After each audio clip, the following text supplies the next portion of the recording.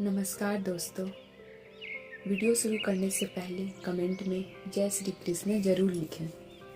किसी गांव में पिंकी अपने माँ के साथ रहती थी। घर में माँ बेटी के अलावा और कोई नहीं था।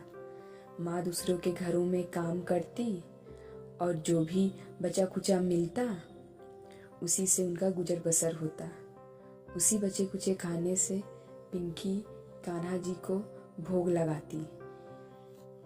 पिंकी कान्हा जी की बहुत बड़ी भक्त थी। पिंकी की माँ जब भी काम पर जाती पिंकी भी साथ में जाती। पिंकी की माँ सरला काम कर रही थी और पिंकी वहीं खेल रही थी। पीछे से मालकिन आई और सरला को डांटते हुए बोली, अच्छे से काम कर नहीं तो खाना भी नहीं दूंगी। मालकिन बहुत खड़ूस स्वभाव की थी। वह अक्सर बिना बात के सरला को डांटती ही रहती थी। शाम को काम खत्म करने के बाद जब दोनों घर आईं तब पिंकी ने खाने का भोग सबसे पहले कृष्णा जी को लगाया और फिर दोनों माँ बेटी ने खाया। फिर पिंकी माँ से बोली, माँ मालकिन कितनी खड़ूस है, मुझे बिल्कुल भी अच्छा नहीं लगता। वह तुम्हें हमेशा हर बात पर डांटते ही रहती है।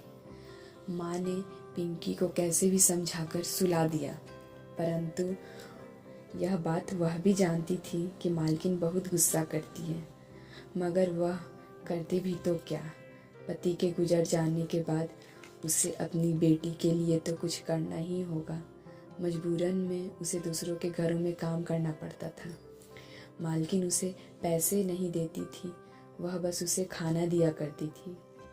इसी तरह दिन गुजरने लगे। एक दिन सरला मालकिन के घर पोछा लगा रही थी, तभी चिल्लाने की आवाज़ आई। मालकिन पिंकी को बहुत तेज़ तेज़ डांट रही थी क्योंकि वह उसके बेटी के कमरे में चली गई थी। मालकिन सरला से बोली, क्यों रे, तेरी बेटी की इतनी हिम्मत बढ़ गई कि वह आज मेरी बेटी के कमरे में घुस गई है। तभी पिंकी बोली, मैं खुद यहाँ नहीं आई, मुझे आपकी बेटी बुला कर लाई, बोली चलो मेरे साथ खेलने। मालकिन और गुस्सा हो गई। वह सरला से बोली, तू कल से काम पर नहीं आएगी। तेरी बेटी मेरे बेटी के कमरे में आ गई और ऊपर से झूठ भी बोलती है। सरला ने मालकिन के पैर पकड़ लिए, बोली, मालकिन माफ कर दो, आगे से ऐसा नहीं होगा। मालकिन नहीं मानी। उसने दोनों माँ बेटी को घर से धक्के मारकर निकाल दिया। सरला और पिंकी की यह आदत थी कि वह जो भी खाना ले जाती सबसे पहले कृष्ण भगवान को भोग लगाती, मगर आज तो कुछ भी न मिला था और काम भी छूट गया। दोनों घर की ओर जाने लगी। पिंकी माँ से बोली, माँ मैं सच कह रही हूँ, मैं खुद वहाँ नहीं गई थी। सरला बोली, हाँ बेटी, मैं जानती हूँ तुम सच बोल रही हो। पिंकी बोली, माँ अब तो काम भी छूट गया, अब क्या होगा। सरला बोली, बेटा तुम चिंता मत करो, कृष्ण भगवान है ना, वो सब कुछ सही कर देंगे, वह कोई ना कोई चमत्कार जरूर करेंगे। दोनों रास्ते से गुजर रहे थे, तभी सरला की नज़र एक रोते हुए बच्चे पे पड़ी। सरला ने बच्चे के पास जाकर उससे पूछा, क्या हुआ बच्चा, तुम क्यों रो रहे हो। वह बच्चा बोला, माई बहुत तेज भूख लगी है, कुछ खाने को दे दो।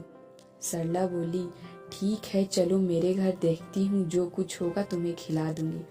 फिर तीनों घर आ गए। सरला ने डब्बे में देखा तो थोड़ा सा आटा बचा था। सरला ने रोटी बनाई और साथ में शक्कर दिया खाने को। वह बच्चा सारी रोटी खा गया। एक आखिरी रोटी बची थी। माँ ने सोचा, यह रोटी पिंकी के लिए रख देती हूँ, मैं तो पानी पीकर भी सो जाऊंगी, मगर वह अभी बच्ची है। तभी वह बच्चा बोला, माई और रोटी। सरला सोच में पड़ गई। तभी पिंकी सरला के पास आकर धीरे से बोली, माँ वह रोटी भी दे दो, आपने ही सिखाया है ना, किसी भूखे को भोजन कराना चाहिए, और यह तो हमारे घर आए हैं, हमारे मेहमान हैं।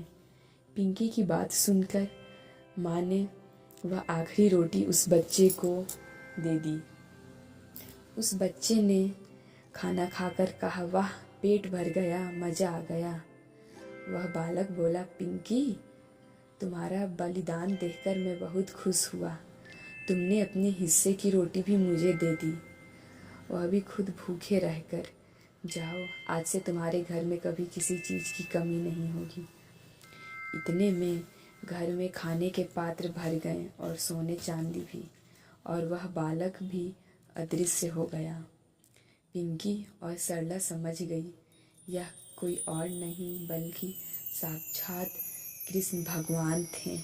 दोनों ने कृष्ण भगवान का धन्यवाद दिया और अब दोनों की ज़िंदगी अच्छे से और सुखी से गुजरने लगी। जय हो कृष्ण भगवान की।